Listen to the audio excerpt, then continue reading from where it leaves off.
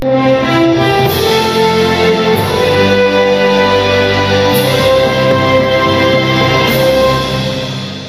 नाज़रीन, हिन वक्त मां मौजूद आहियां तहलका डिगड़ी जे ॻोठ जियो खान कलोई में।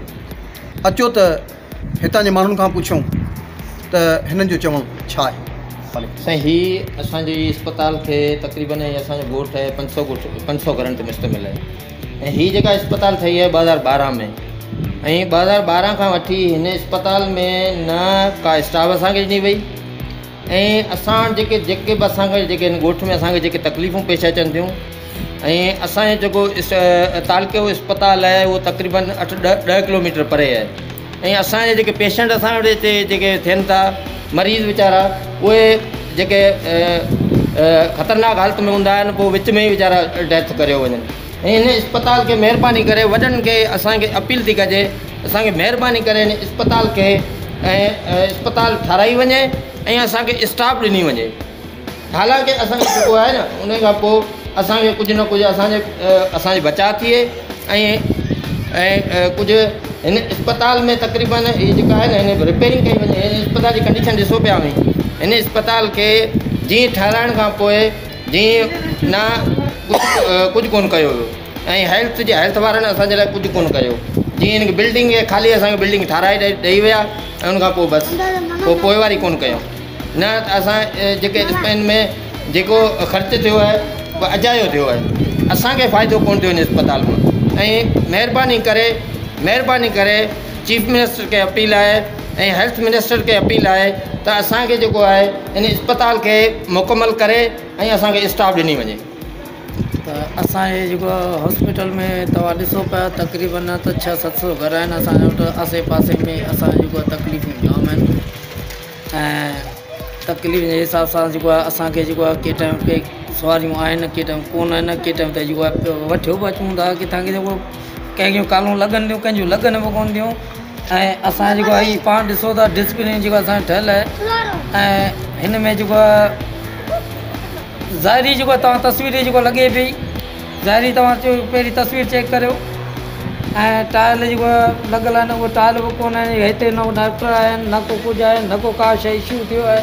ऐं डॉक्टर बि कोन आहिनि। 600-700 घर आहिनि। 600-700 घर खे जेको आख़िर इंसान आहे, ख़ल्क़ ते मलकुलत रहे थी, ऐं उन्हनि खे संभालण बि जेको आहे सही ॻाल्हि आहे, जेको उन्हनि खे संभालणु घुरिजे। ऐं वधीक त अव्हांखे जेको वॾा माण्हू आहियो, ऐं हिते बि ख़ल्क़त रहे पई, अव्हांखे जेको वोट ॾियूं था, करियूं सभु कुझु ॻाल्हियूं थियनि थियूं। हिते जेको आहे हुकूमतूं हलनि पियूं, पर जेको सोचणु जो आहे घुरिजे त माना हिते मक़बूलियत रहे थी, त माना उन्हनि खे कुझु जेको उन्हनि खे ॾियणु घुरिजे। जेको 600-700 घर आहिनि, आसे पासे वारा हिते सभु परेशान आहिनि।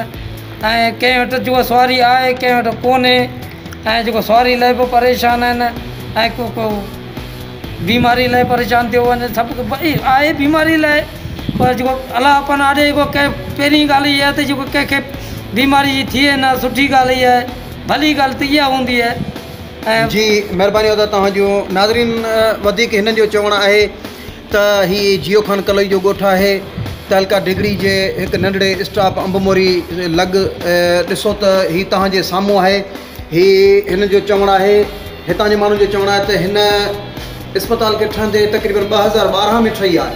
ऐं हिन वक़्त ताईं अञा ताईं का बि न हिन में को डॉक्टर आयो, न डॉक्टराणी आई, न को माण्हू वेठो।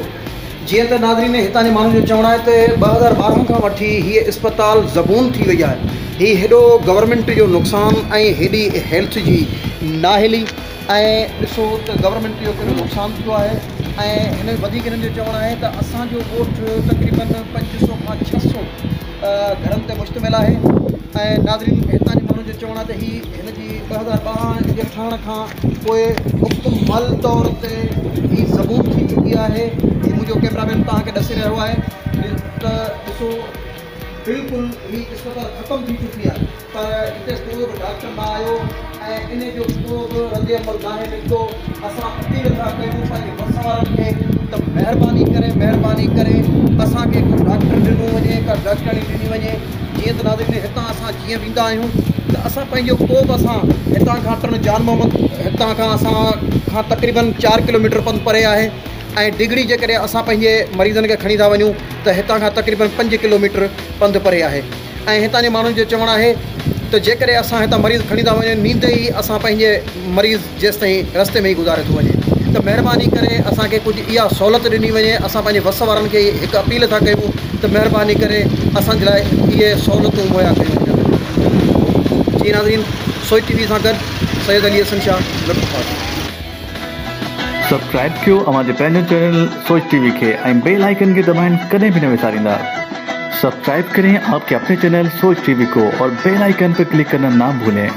Don't forget to subscribe our channel Soch TV and press the bell icon.